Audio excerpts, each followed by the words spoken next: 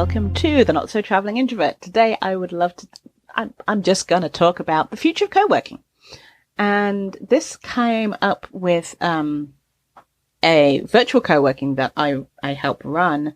And one of the attendees was in a different space from normal because I've run this so often. It's like, oh, where are you? You're not normally in that space. And she mentioned that she was in an art gallery. And so I had to come on as a speaker break and be like, so wait, you normally work from home. I know you're your own boss because she owns her own business. Why are you in an art gallery? And so she mentioned the fact that, yes, she works from home, but she wasn't feeling as productive. Also the fact that realizing that her old workspace, she didn't really like it there. She was just there and trapped in a contract, but because of everything that's happening with the pandemic right now, she was able to get out of her contract. And she's been eyeing up this art space for ages. And now the art space has gone ahead and reallocated how it has rooms. And so she now gets to work. I think she mentioned it was, 20 hours a week. 20 hours a month for a certain price. And she gets to come in. She has a dedicated office space, a door with a lock and, access to a computer, printer, all that sort of a thing. And it made me wonder about the future of co-working. Co-working in general, it has been a great thing for remote workers and for digital nomads. They can go to any city. There's apps with hundreds and thousands, and there's WeWork, and there's all sorts of different levels of co-working that you can go to get work done. But now with the global pandemic and not really social distancing, what does the future of co-working look like? And there are many thoughts about this. The thoughts I've had is lots of buildings reallocating space. Apparently there's a bike shop that's reallocated space to now make it a co-working space where they have internet installed. It's a contactless entry and they have tables, 6 to 7 feet apart. The art gallery is doing the same sort of a thing. But when you look at co-working spaces that are already fitted, how are they going to pivot and adjust to the new world of post-COVID? And one thing that came up was all those telephone booths that we all hated.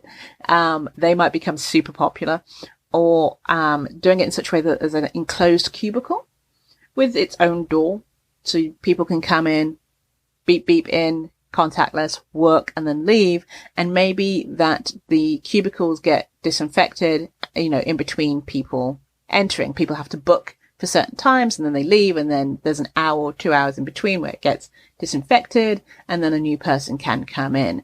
That might be a way for co-working to change. I know that restaurants in New York before COVID were looking at renting out the space to digital nomads during the day when they're not open. If they're only open in the evening between 9 a.m. and say 3, staff would be there prepping in the back in the kitchen, but the restaurant would be open to get extra money. So this might actually continue, but just with, takeout only for certain restaurants. There's also the kind of pods that you have in a plane, especially like first class pods where it's all enclosed. Those might become super popular in co-working spaces or not. Individual offices might definitely become very popular. Executive offices are going to make a huge comeback. I would love to know, listeners, how you would feel about the future of co-working. And the other reason why I don't think co-working is going away is because of the mental health benefits. If you are now currently working at home with an extrovert or cats, dogs, other humans, children, that sort of a thing, just knowing that you have 2 hours or 4 hours a week where you can go to a space and get stuff done and just have time and silence is huge. And people will end up doing these things for their mental health once they see the benefits. Even if it's just an hour a week, 2 hours a week, whatever it might be, knowing that you have a place that you can go to with good internet, that you can have meetings or just have peace and quiet. Because right now people like going to their cars to get some space. So if you know that you have a dedicated space that you can do that, why wouldn't you pay for it? Thank you for listening. This is Janice at thecareerintrovert.com. Please message me about your thoughts about the future of co-working and anything else that you'd like me to talk about on the podcast. Have a great rest of your week. Email me at janice@thecareerintrovert.com.